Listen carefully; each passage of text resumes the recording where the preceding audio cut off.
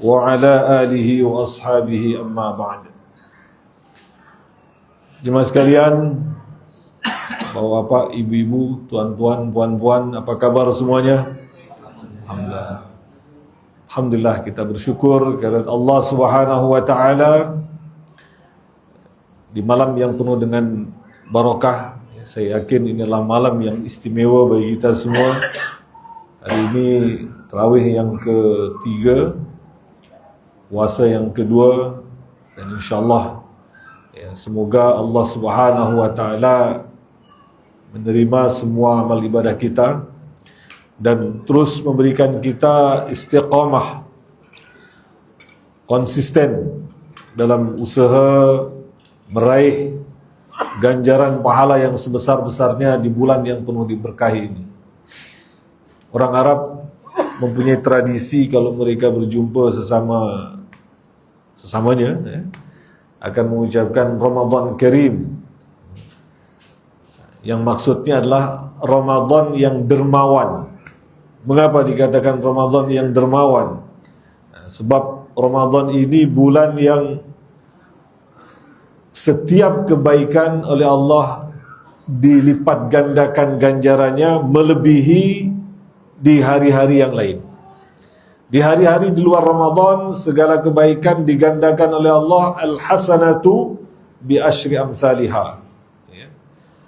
Setiap satu kebaikan ganjarannya dilipatkan oleh Allah hingga 10 kali gandanya. Bahkan ada penekanan dari baginda Nabi sallallahu alaihi wasallam ila 700 dhifin, sampai 700 kali ganda. Bahkan ila masya Allah, sampai sekehendak Allah Subhanahu wa taala. Tapi di bulan Ramadan lebih spesial lagi. Untuk itu yang kita perlukan adalah istiqamah, untuk sabar di dalam terus upaya meraih kebaikan-kebaikan di bulan yang penuh dengan keistimewaan ini. Jemaah sekalian yang dirahmati Allah, tajuk yang diberikan kepada saya malam hari ini adalah Google versus Guru. Google melawan Guru. Ini tajuk yang sangat unik dan saya rasa penting karena memang sesuai dengan keadaan semasa. Keadaan tren sekarang ini, orang lebih memilih untuk mendapatkan informasi secara cepat, secara ekspres. Kalau tanya kepada ustaz, terkadang respon dia mungkin sehari, 2 hari. Terkadang ustaznya pun terlepas pandang. Tapi kalau tanya kepada Syekh Google, sekali tanya langsung keluar jawaban. Sekarang permasalahannya, adakah tren bertanya kepada Google, mencari ilmu pada Google ini bersesuaian dengan syariah Islam ataupun bersesuaian dengan apa yang diajarkan oleh Rasulullah sallallahu alaihi wasallam dalam sunnahnya? Ini perlu menjadi satu telaah, satu persoalan yang penting bagi kita untuk mencarikan jawabannya. Di dalam Al-Quran, Allah Subhanahu wa ta'ala dalam surah Al-Hujurat berfirman, Ya ayyuhalladzina amanu in ja'akum fasiqun binaba'in fatabayyanu. Wahai orang-orang yang beriman, ketika datang kepada kamu fasiqun, orang yang fasik. Orang yang fasik ini orang yang tidak dapat dipercaya, tidak dapat dipercayai integritinya, tidak dapat dipercayai secara langsung apa yang disampaikannya. Ketika fasikun ini datang, binaba'in membawa suatu kabar, membawa suatu berita, fatabayyanu, maka tabayyunlah kamu, maka usahalah untuk mencari klarifikasi terlebih dahulu. Jangan buru-buru kamu menerima, mempercayai, bahkan sampai kemudian mengambil satu tindakan. Kalau apatah lagi jika nabak yang dibawa oleh fasik ini nabak yang menyangkut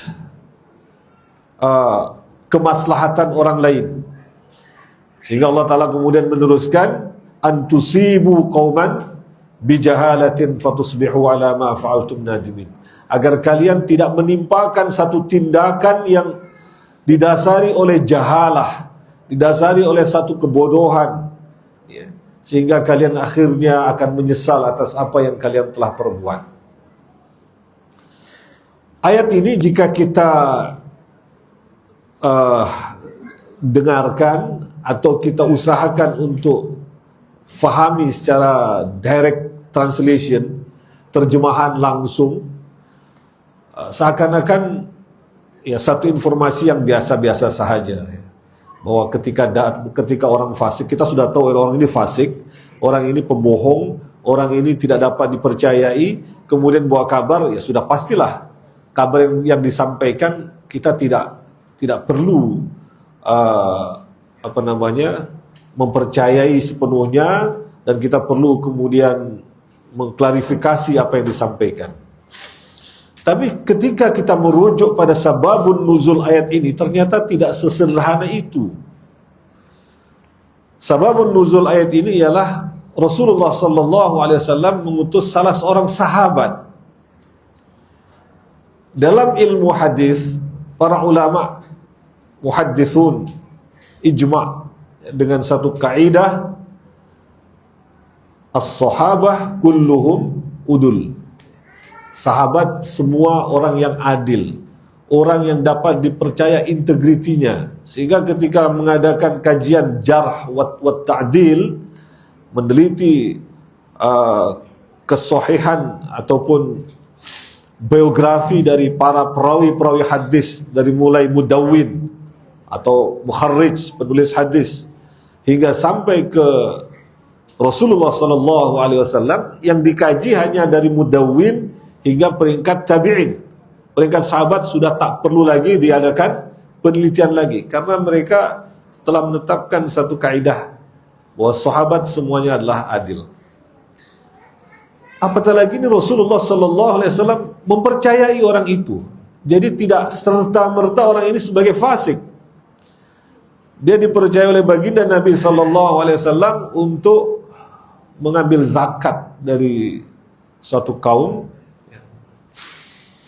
yang kebetulan antara sahabat ini dengan kaum yang akan didatangi dahulu pernah ada konflik di masa jahiliyah.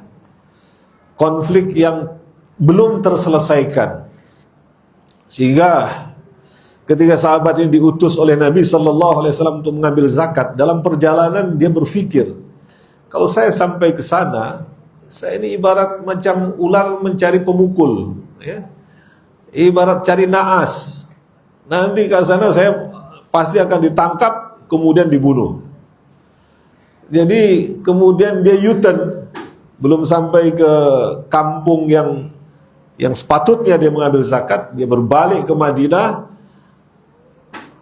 datang kepada baginda Nabi sallallahu alaihi wasallam, membuat cerita, wahai Nabi, saya sudah datang ke kampung sana dan ternyata mereka semua menolak untuk mendatangkan zakat, dan bahkan mereka akan membunuh saya. Akhirnya baginda Nabi sallallahu alaihi wasallam sangat murka, dan kemudian baginda mempersiapkan pasukan untuk menghukum kampung tersebut. Tapi Allah Subhanahu wa taala menghindarkan, ya, malapetaka yang tak perlu terjadi ini. Baginda kemudian diberitahu, Nabi sallallahu alaihi wasallam diberitahu oleh Allah Subhanahu wa taala melalui malaikat Jibril bahwa sebenarnya peristiwa yang berlaku tidak seperti itu. Bahkan penduduk kampung yang akan didatangi tadi, mereka sudah mempersiapkan segala harta zakat mereka, ya, karena mereka telah mendengar akan ada utusan dari Rasulullah SAW, dan mereka tidak tahu sebenarnya siapa utusan ini. Yang jelas mereka sudah mempersiapkan harta-harta zakat yang akan diserahkan kepada Nabi SAW. Tapi ternyata ditunggu-tunggu utusan tadi tidak datang. Jadi atas sebab peristiwa tersebut maka Allah Subhanahu wa taala menurunkan ayat tadi. Nah, dengan demikian ketika kita mengkaji ayat ini, mentadabburi ayat 6 surah Al-Hujurat tadi dengan sababun nuzulnya, kita akan dapat satu conclusion bahwa orang Islam, orang yang beriman oleh Allah Subhanahu wa taala dikehendaki untuk tidak mudah menerima berita, apatah lagi terkait dengan masalah-masalah agama, masalah-masalah yang sangat krusial dalam kehidupan. Ya. Boleh diistilahkan menjadi orang yang skeptis, orang yang tidak take for granted, ya. Terima apa saja berita yang sampai kepadanya. Bahkan dalam hadis Nabi sallallahu alaihi wasallam pernah bersabda, di antara perkara yang dibenci oleh Allah Subhanahu wa taala dari kita dalam beragama adalah qila wa qal. Ya, konsep menerima apa saja berita, katanya dan katanya langsung dipercayai. Kalau dalam proses di mahkamah, ya, ada istilah innocent until proven guilty, ya. Bahwa seseorang yang didakwa ke mahkamah itu jangan kita hukumi dia bersalah sampai judge menghukumi dia bersalah. Nah, dalam Islam berdasarkan ayat surah Al-Hujurat tadi ini, kita diajarkan ketika menerima suatu kabar, menerima suatu berita tentang agama, hendaklah kita menetapkan satu kaidah guilty until proven innocent. Pembawa kabar ini kita anggap sebagai dia setidak-tidaknya tidak dapat dipercaya sepenuhnya. Siapapun dia, sampai dia dapat mendatangkan dalil. Qul hatu burhanakum in kuntum shadiqin. Katakanlah, datangkan dalil kamu jika kamu benar. Nah, jamaah sekalian yang dirahmati Allah, berkaitan dengan topik kita, topik perbincangan kita malam ini, yaitu Google versus guru. Bolehkah kita mencari informasi daripada Google dan yang sewilayah dengannya, ya. Jadi bukan Google ansih, bukan Google saja. Dia ada Google, ada YouTube, ada apa lagi? Instagram, Facebook, dan lain sebagainya. Bolehkah kita mencari kebenaran informasi dari Google dan kawan-kawan tadi? Kalau orang Indonesia katakan Google DKK atau DKK, Google dan kawan-kawan, ya. Short formnya seperti itu. Nah, pengalaman saya sebagai dosen atau sebagai pensarah, ketika memberi tugasan kepada mahasiswa untuk membuat jurnal atau membuat makalah, ya, termasuk ketika membimbing skripsi, ya, kita tidak mempermasalahkan para mahasiswa untuk mencari informasi daripada Google, ya. Bahkan di Google juga ada istilah Google Scholar, ya, satu platform Google Scholar, yaitu ketika kita akan mencari data-data, informasi-informasi yang valid atau yang kredibel, maka kita boleh mencari di situ berupa tesis, berupa jurnal dan lain sebagainya. tapi dengan catatan bukan sebagai main resource, bukan sebagai sumber utama. Dia hanya sebagai platform untuk memudahkan kita mencari informasi. Tapi ketika menjadi referensi, referensinya adalah Google, www.com dan seterusnya, maka kertas kerja yang di submit fail, tidak boleh, kita mamnuk, kita hanya akan menerima jika referensinya dari sumber yang utama, dari buku ataupun daripada tesis dan seterusnya. Artinya sebenarnya mencari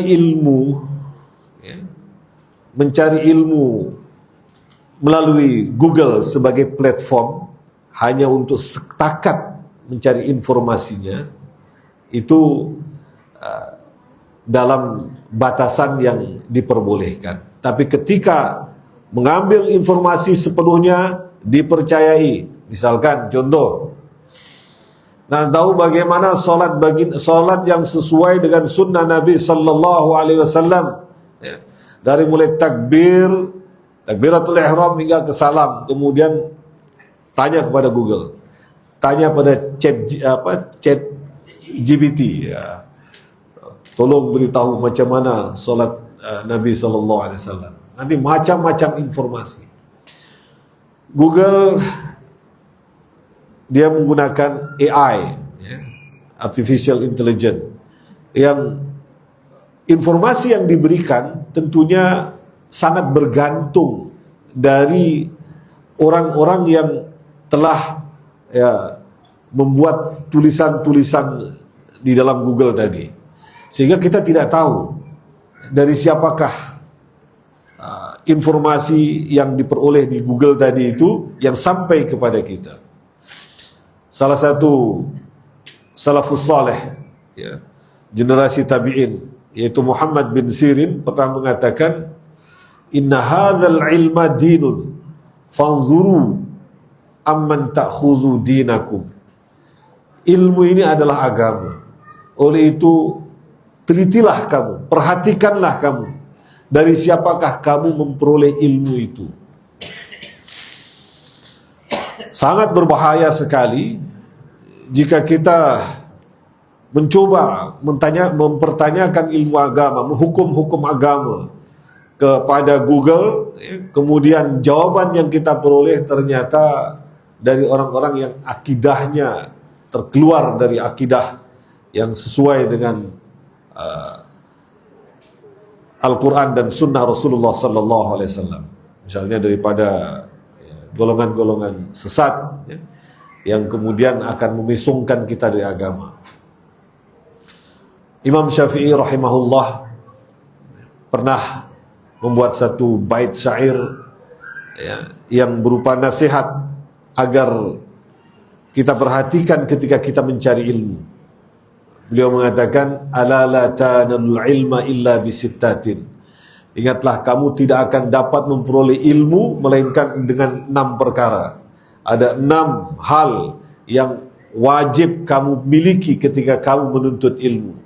Yang pertama, zakaun, cerdik. Yang kedua, wahirsun, dan semangat, kesungguh-sungguhan. Kemudian yang ketiga, wastibarun, dan sabar. Zakaun, wahirsun, wabulghatun, dan bekal. Zakaun, wahirsun, wastibarun, wabulghatun. Jadi cerdas, hasrat, sabar, kemudian bekal, dan yang kelima wa irsyadu ustadzin, dan guru, bimbingan guru. Karena tanpa bimbingan guru, ilmu yang kita perolehi ini akan kemungkinan besar akan terkeluar dari panduan Al-Quran dan Sunnah Nabi Sallallahu Alaihi Wasallam. Kita lihat bagaimana Rasulullah Sallallahu Alaihi Wasallam ketika menuntut ilmu, metode baginda mendapatkan ilmu bukan dengan cara malaikat Jibril datang kemudian memberi baginda suatu kitab Al-Quran atau apa, wahai Muhammad, ini ilmu dari Allah, bacalah sendiri, pelajarilah. Tidak demikian. Tapi malaikat Jibril datang, ya, menyampaikan ilmu secara tadarruj, bertahap, sedikit demi sedikit, disesuaikan dengan peristiwa-peristiwa yang berlaku. Dari situlah kemudian Rasulullah SAW mendapatkan ilmu, dan ilmu tadi disampaikan kepada para sahabat, sahabat disampaikan kepada tabi'in, tabi'in kepada tabi'in, dan seterusnya hingga kita sekarang ini. Jadi dengan demikian menuntut ilmu, ya, dengan hanya setakat mendapatkan informasi dari Google ini jauh dari tradisi keilmuan salafus saleh, tradisi keilmuan yang telah dibentuk dari mulai zaman Rasulullah SAW hingga sekarang ini. Tadi 6 perkara yang saya sampaikan belum lengkap, ya. Zakaun wa hirsun wastibarun wa bulghatun wa irsadu ustadin, dan yang terakhir wa tulu zamanin, dan masa yang lama. Ini sampai berapa lama lagi? Masih ada waktu, ya? Baik. Sampai pukul berapa sekarang? Kamsa'ah. Saya takut kalau sampai, karena masa kita terbatas, ya, sampai 10:30 harus dah kosong tempat ini. So tambah 3 menit, ya, masih ada 3 menit lagi. Ditambah lagi, jemaah sekalian yang dirahmati Allah, dalam menuntut ilmu bukan hanya setakat suatu peristiwa kita mendapatkan ilmu dari platform apapun dia, sama ada platform tadi berbentuk kelas di hadapan guru ataupun berupa Google, ya. Akan tapi lebih jauh lagi dalam perspektif Islam, menuntut ilmu ini merupakan bahagian dari ibadah. Rasulullah SAW dalam hadis yang sahih diriwayatkan oleh Ibnu Majah, Abu Dawud, An-Nasa'i, bersabda, "Man salaka tariqan yatlubu fihi ilman, sahalallahu lahu tariqan ilal jannah." Barang siapa yang menempuh perjalanan, ya, dalam rangka menuntut ilmu, ya. Ada yang daripada Beduk, ada yang daripada Tampines, ya. Ada yang dari Yunus, seperti Pak Hashim dari Yunus, datang ke sini dalam rangka yatlubu fihi ilman, sahalallahu lahu tariqan ilal jannah. Allah akan memudahkan bagi orang itu perjalanan menuju surga. Masya Allah. Tentu kita semua sangat ingin dimudahkan oleh Allah perjalanan kita menuju surga. Sebab kita sebagai manusia merasa, mengiktiraf bahwa diri kita ini dhaif, diri kita ini fakir, diri kita ini banyak kesalahan, banyak dosa.